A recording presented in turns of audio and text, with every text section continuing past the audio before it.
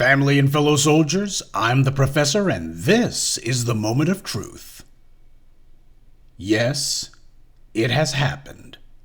Again. This time in Uvalde, Texas. 19 children dead, 2 adults. You already know what happened, but we need to talk about the why. These killings are allowed to happen because the ones who commit these atrocities are privileged individuals, shall we say. Oh, they have a lot of privilege, all right. More privilege than anyone else in the society. This country can't ban assault rifles for the same reason that it can't punish white supremacists in law enforcement. Because this country wants them there. It wants assault rifles because the irregular forces of white supremacy are exactly what this racist country thinks of as a well-regulated militia. Be it Dylan Roof, Kyle Rittenhouse, or Peyton Gendron. Young suburban or rural males with assault rifles who are just waiting for the chance to open fire. And in the case of Rittenhouse and Gendron, they're willing to drive across state lines for hours and hundreds of miles just to get close to the people they want to kill. Fox News keeps repeating the pathetic talking point about gun crimes on the south side of Chicago. But this rhetorical deflection falls flat because Pookie and Ray Ray have never killed 19 people in a shootout. Fox tries to talk about 7 people wounded in a shootout as if that's the same thing as 10 people killed in some act of white supremacist violence in Buffalo or 21 people mass murdered in Texas. Mass murders are a form of power tripping for the reprobates who do it. And it's bad enough when the white media treats these mass murderers as if they're some sort of dark genius. But it's gotten even worse after Rittenhouse committed his mass shooting. This country's had more mass shootings this year than it's had any year previously, and you can directly link it back to that killing. That is patient zero for this orgy of mass shootings going on. And you want to know why? It's because now the precedent has been set for all of those other aspiring psychos out there that mass murders can be socially acceptable. All you got to do is kill the right people, either if they're black or those who advocate for racial justice, and why you'll have a large part of this country who'll treat you like some sort of hero. Performative extremism is not a victimless crime. Yet this country treats these young mass shooters as celebrities to be celebrated, as in the case of Rittenhouse, or they pretend not to understand what's going on and just act as if these murderous actions are just utterly incomprehensible, so that means there's no use in doing anything. Rittenhouse took pictures with the Proud Boys after he gunned down 3 innocent people, killing 2 of them. The Republicans then invited him to right-wing events, and this was meant to publicly glorify him and encourage others to carry out mass shootings as well. For young people, especially young males who are part of a particular privileged demographic in this country, that puts the idea in their mind that committing a mass shooting not only isn't a crime, but it's a way to instant fame, and it's something they should aspire to. Why, you play your cards right, you won't even get punished. Which, of course, is the entire purpose of glorifying a putrid, cowardly piece of trash like Rittenhouse. Well, when you decide to praise and glorify a teenage mass shooter, you get more teenage mass shooters. Gun-toting criminals like Rittenhouse are the non-uniformed counterparts to the Darren Wilsons and Daniel Pentalios and Derek Chauvins, the regular and the irregular forces of white supremacy. All the talk from conservatives where they talk about shooting their political opponents or about shooting people who disagree with them, this is the reason they do it. To them, murder is an expression of commitment to their cause, and they hope it's also a way to intimidate their opponents too. But what they know is that ambushing black men en masse simply isn't an option. Dylan Roof admitted that one. He said the reason he selected a church to go after was because the black men in the hood would be simply too tough a target for him to try to go after. They could be armed. In any case, they'd be ready for a fight. And it's the exact same reason you see all these anti-black racist police murdering any lone black man that they come across. They never try it with a group of black men. It's always some lone black motorist or a young black man walking by himself down the street like Elijah McClain. As a group, black men have proven to be hard targets, and you can't win a race war by attacking the odd black man here or a solitary black man over there. You need to be able to carry out full frontal assaults. But black men have proven to be hard targets in that regard. We'll continue with the moment of truth in just a moment, but first, a word from the official sponsor of Black Empowerment, Power Tools. There's no telling when something's going to come up, so make sure you carry your power tools at all times. You never know when you're going to need to bring the hammer down, or when you'll have some trash that needs to be blown away, or some obstacle that requires cutting down. Don't get caught empty-handed. Keep your hammer close by. Keep that leaf blower at the ready, and always carry your steel. Power tools, because no matter what your day job or side hustle may be, there's no excuse for not being ready to put in some work. So the Dylan Roofs and Kyle Rittenhouses and Peyton Gendrys go to places where they know the people won't be armed, and that's where they carry out their killings. And you're never going to be able to stop the orgy of mass murders going on unless you're willing to be honest about who is doing the mass murdering and who are the most vocal supporters of gun culture, the white right. But beyond that, we need to take an honest look at the culture of white supremacy as it relates to guns. The United States glorification of guns is part and parcel of white supremacy. Every time you look up, you see them associating the gun with God.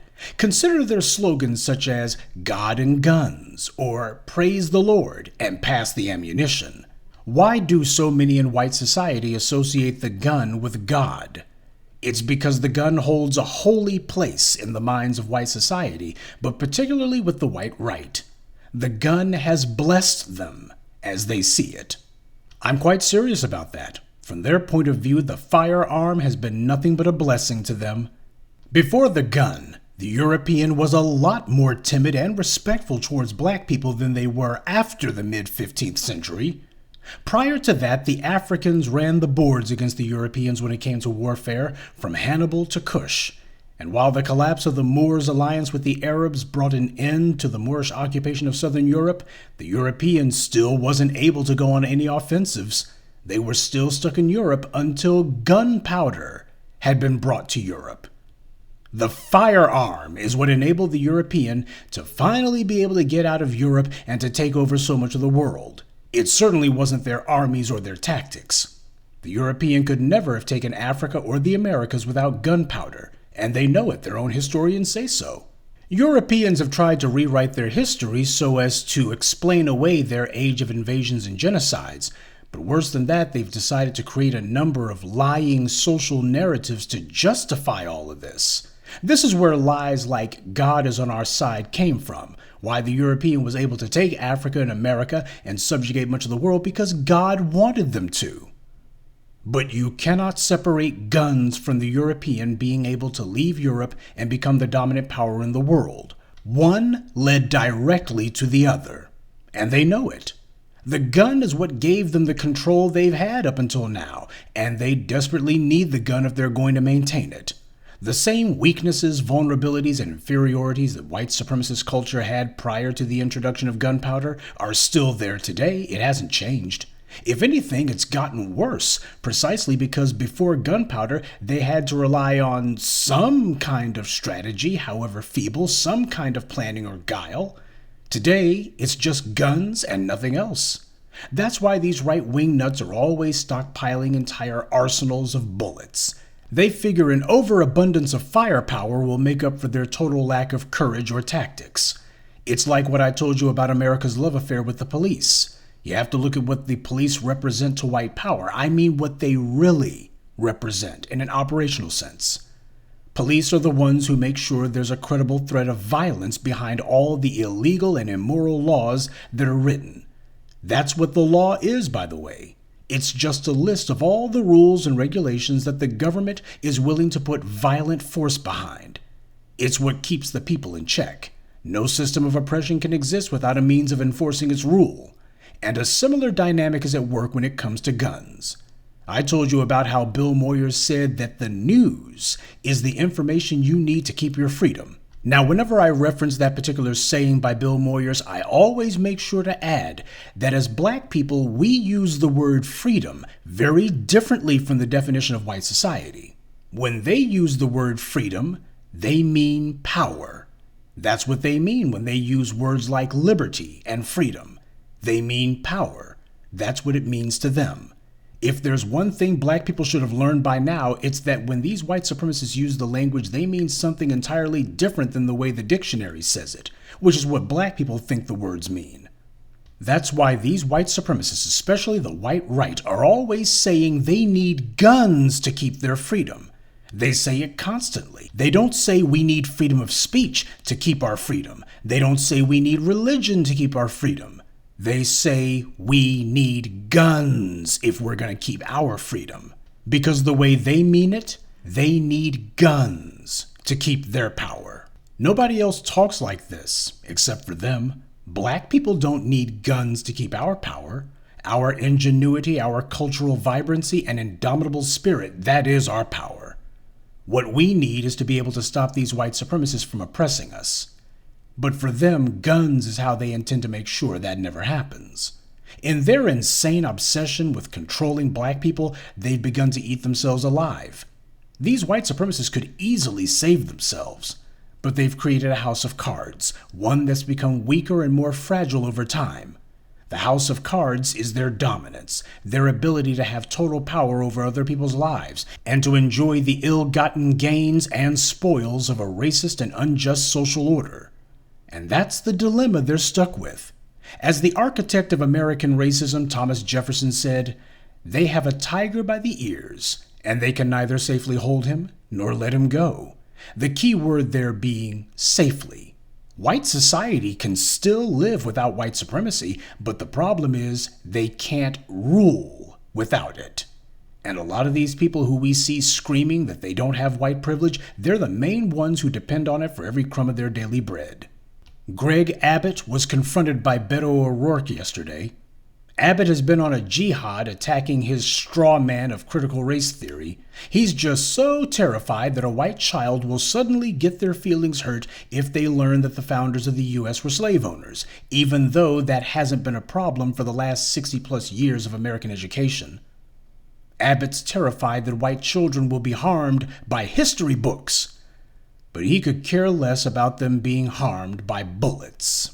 You see, to these white supremacists in positions of leadership, these dead children are simply seen as nothing more than collateral damage, the cost of doing business, the dirty business of white supremacy.